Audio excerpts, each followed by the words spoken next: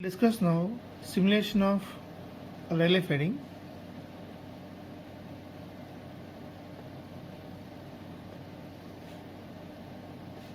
Simulation of Rayleigh fading.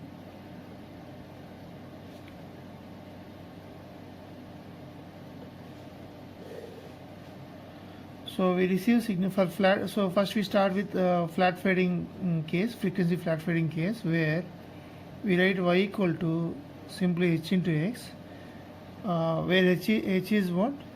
Zero mean complex Gaussian random variable. We can generate Gaussian random numbers by using function random in MATLAB. But here the difference between Rayleigh channel and means Rayleigh channel coefficient and actual random function is that the correlation of the random samples, which can be means this is a command to generate the Gaussian random numbers in MATLAB. Here the correlation function will be impulse here, but here the correlation function will be Bessel function. For Bessel function shape will be something like this, 0th order Bessel function. So under the assumption what? Under the assumption of 2D isotropic scattering. So Bessel function will be something like this. So this is actually the orthogonal function of what? Rayleigh channel. So what I mean to say is, so you can generate these channel coefficients simply by writing random function in MATLAB, but that will not ensure the correlation between two samples as so h is a complex Gaussian random variable, so h will have some real part and it will have some imaginary part. We have shown that this will also have zero mean and this is also zero mean, and this has variance some sigma square by 2, and this will have variance sigma square by 2. But here we are going to generate, this will have mean 0 and variance 1 by 2, and for this so we are going to generate normalized Rayleigh channel coefficients, so whose mean is 0 and variance is sum of these two is 1. Okay, so both are actually Gaussian random variables, so we can simply generate using random function, but it will not ensure the this Bessel function as an orthogonal function. So for that what we do is here, so we have to somehow shape the spectrum of, so random generates some sequence, this function generates some sequence. For example, if I write command like this, some 1 comma say m, some m number, if I write command like this, so all these numbers will be, if I write this, all these numbers will be actually Gaussian random numbers only, but the correlation between two consecutive correlation between samples will not be Bessel function. So what we do is, so spectrum of this is actually white in nature. Why? Because the orthogonal function of this one will be impulse. So the spectrum will be white for here. So the spectrum of this sequence HI of F will be white in nature.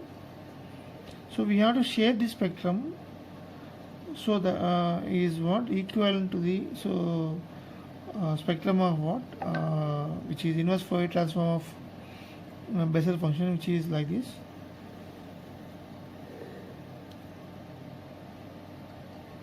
So we have to shape the spectrum of this. If we can shape the spectrum of this to this kind, then the output of sequence will be having the orthogonal function of Bessel function. So this is actually the Fourier transform of, so this is actually the orthogonal function of the our channel coefficients. So whose Fourier transform is, so J spectrum, which we write like this, 1 minus f by fm whole square, which is the PSD of the channel fading coefficients. So this is the Fourier transform. So whose shape will be like this. The spectrum will be lying between minus FM2 plus FM, and at both FM and minus FM the value of the spectrum will be what? Infinity. So what we are now going to do is we will somehow input this to a filter whose frequency response is in this shape. Then the output will be the PSD will also have what? This shape. Why? Because if I give some random sequence or random signal to a LTI system, so if say x of t is a random process and y of t is the output random process, so input having the PSD of Sx of f and output having the PSD of this, we have derived probability classes.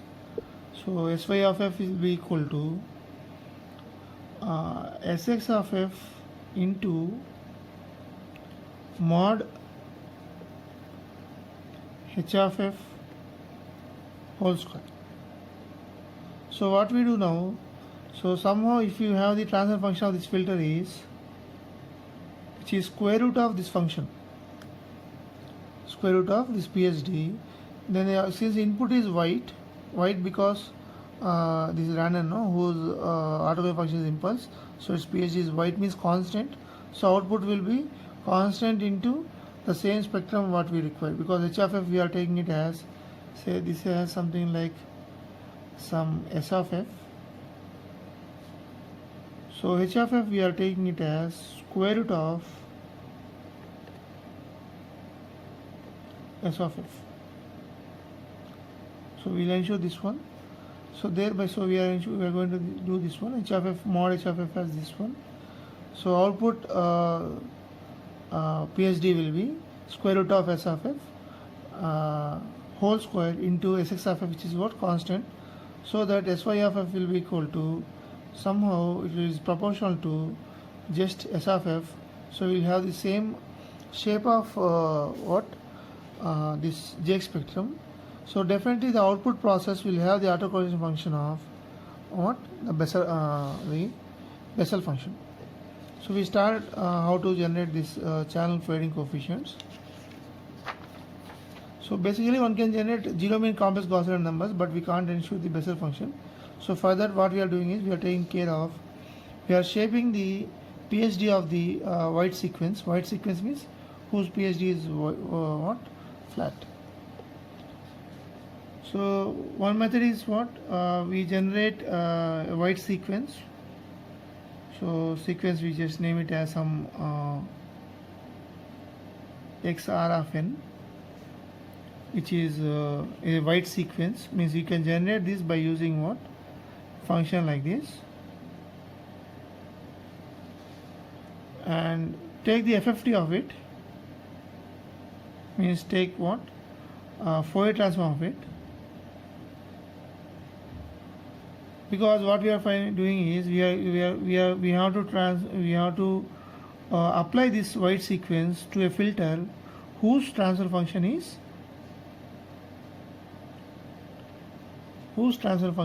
square root of the J spectrum.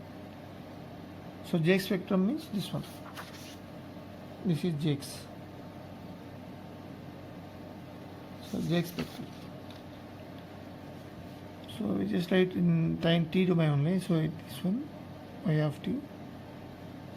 So what we do is we apply this here, XR of n, and so we have to convolve actually with the impulse response of this filter. Without doing so, instead of doing this, what we do is here that we take the FFT of this and we take the FFT of this. So FFT of this means what? That h of f mod h of f. So that both will be multiplied and it is in frequency domain now. Then thereafter, if we take the IFFT of it, then it will become what? Output time domain sequence.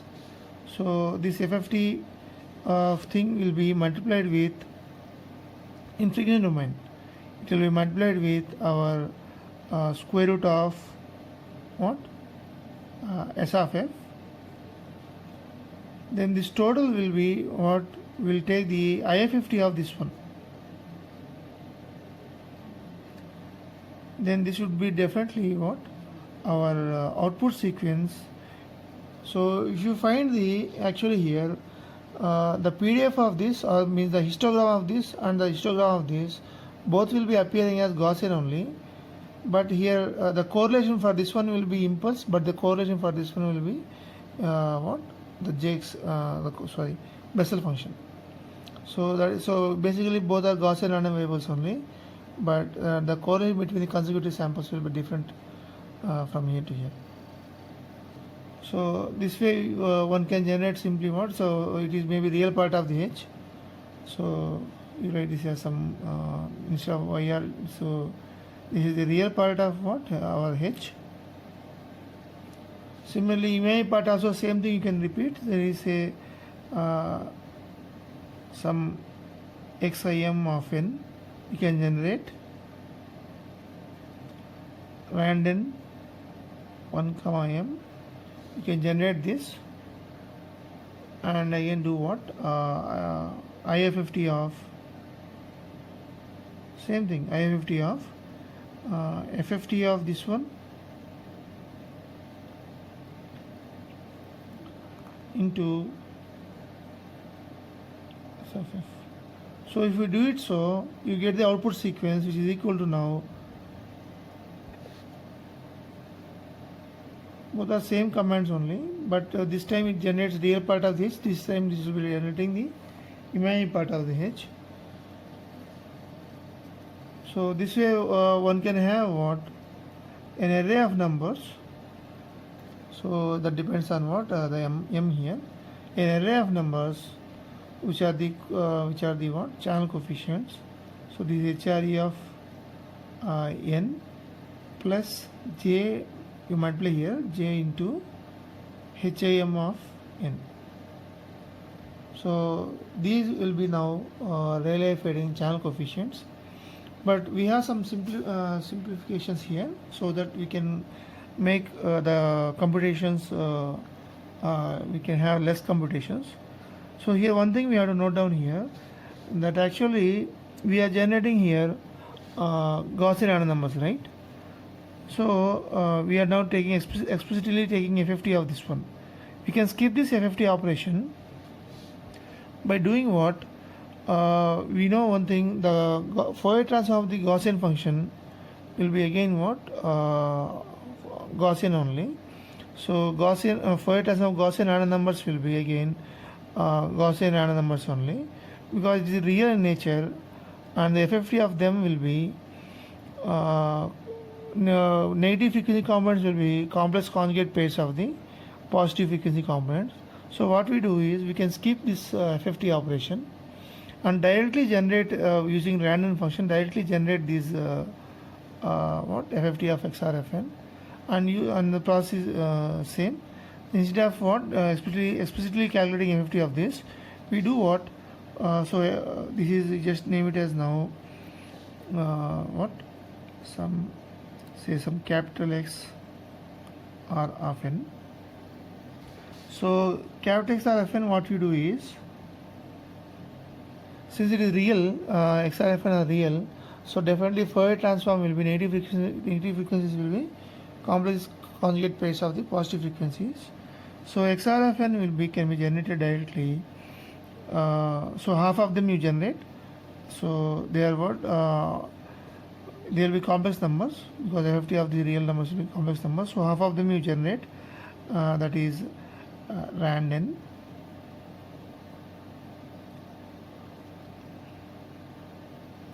some 1 comma say n by 2, okay, and plus j random. So we have generated now complex Gaussian random numbers of size n by 2, and now what you do is, so same thing, so this is XRFN now. So now XRFN is equal to, you flip them now, flip them and take the conjugate.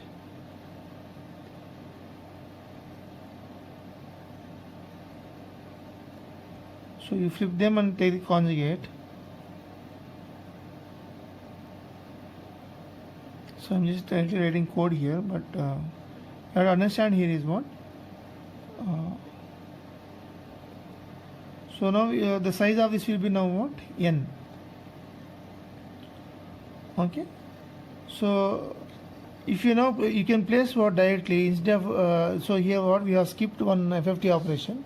You can directly just now place this XRFN here, and what you will get the same similar Y of n only.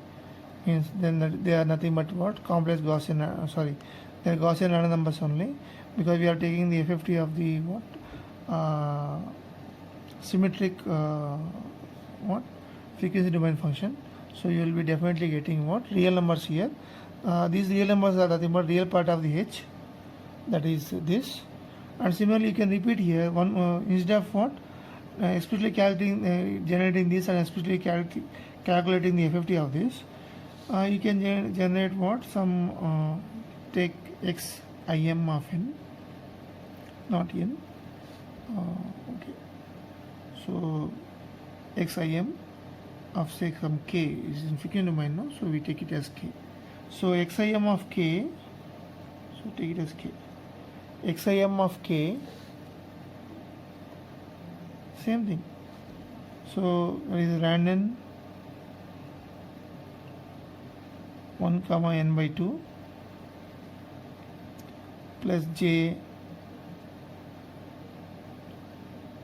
random 1 comma n by 2. So again what, this will be same thing, xim of k is equal to xim of k flip LR conjugate of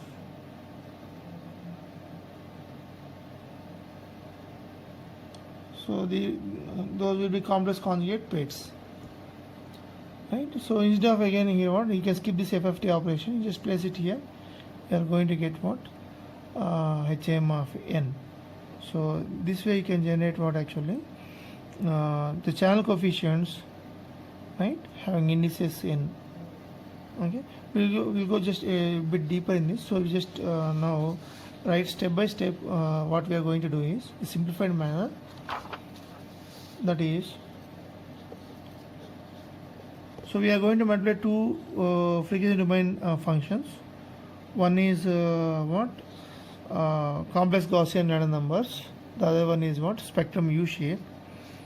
Okay, so say we are what, first we are taking the first n samples of the spectrum.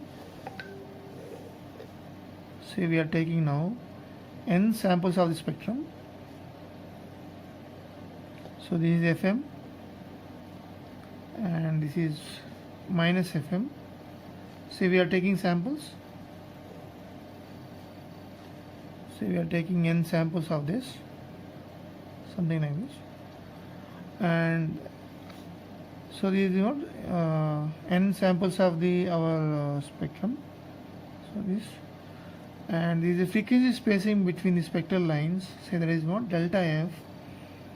Delta f will be equal to 2 into fm by n minus 1. So this is square root of s of f. We are taking samples like this, and now this we are multiplying with what, our n number, say this total number of what, n number of samples are here n, and this we are multiplying with what, n number of complex Gaussian random numbers, where half of them are what, complex conjugates of others, right? So that is what, say XR of k, where in XR of k half of them are just you write XR of k, where half of them are what, complex Gaussian random number. We have written already the equation. So this into what, the square root of s of k, right? So now if you see, because we are going to take IFFT of this, so we are going to take the IFFT of this, Then we are, so the output will be number, so here how many samples will be there? Okay, the IFFT of this, the total duration of the waveform will be, so IFFT samples means in time domain. The total duration of the waveform will be, how these two are related is, this total duration of the waveform means IFFT sequence will come, no? What is the time duration they will occupy, those sequence? The sequence IFFT of this, the sequence, how much time it will be occupying is T equal to 1 by delta F. See, FM is what? It is the Doppler frequency. So maximum Doppler shift, right? So N is the some number of samples we are taking now, right? 1 by delta F. Say we have some specified, so this is what for this, and similarly for what other part, this is what IFFT of this will be nothing but what, the real part of the H. Similarly, same thing we are obtaining what for what, imaginary part of the H. Similar thing we are obtaining for what, imaginary part of this, right? So total duration of the simulation is like this, 1 by delta F. Now what is the spacing between the what this channel coefficients? So H of n is equal to HIM of n plus J into, sorry, HRE of n in time domain, no? So J into HIM of n. So what is the time spacing between the consecutive channel coefficients is, that is, this is total what, this is the total duration is T, and how many samples are we are generating. So output of the IFFT will also be what, if both are n and n, it will be what, n. Then the spacing will be T by n. So you may require what, you may require not more than n also, right? Say for example, if I require m number of samples, but the IFFT output is what, only I am going to get n only. Why? Because this length is n and this length is n. So IFFT of this product will get what, the length will be what, n. But if I require more than n, say for example I am going to get m, if I need m, what I do is, so there will be sequence, no? So this sequence is between what, their length of n. What I do is, I will stuff with zeros before, say for example I am going to create m number of channel coefficients. I am going to create how many? So for example say m number of channel coefficients. What I do is, I have all in frequency domain, I have what, n number. So here there will be m minus n by 2 number of samples will be there, because there what I do is, before taking IFFT, I place here zeros, and similarly here also m minus n by 2, I place here also what, zeros. Now this in frequency domain, now it was earlier only n length, now it became now what, by padding with zeros, it became what, length of m. Now still what, we did not say the spectrum of the this product will be still, it will be U shape like this, but if I take directly IFFT, it will give only length of n, but now it will now give the length of what, m. If I take now IFFT after padding zeros, if I take the IFFT of this, it will be now of length what, m. Now the time spacing between the consecutive samples will be T by m, where T is what, total duration of the waveform. So this is actually the sampling interval. Is what, sampling interval means between two channel coefficients, what the duration is, T by m. And similarly, if you want to have the sampling frequency, it is just what, m by t. So we just now conclude how to do simulation. So we use this with the help of this diagram. We just conclude this. So see here, we generate what, some n number of complex conjugate pairs of Gaussian numbers, and these will be multiplied with what, this spectrum, the J spectrum, which are sampled with n number of samples, and there should be one more block here to pad zeros, but they did not place here. But if you require more than a number of samples, you have to pad the zeros like the way we have discussed here. Like you have to stuff here, means pad the zeros here, right? Here minus n by 2 and here minus by 2. So that block should be there for padding zeros, because in the case you require more than n number of sample channel coefficients.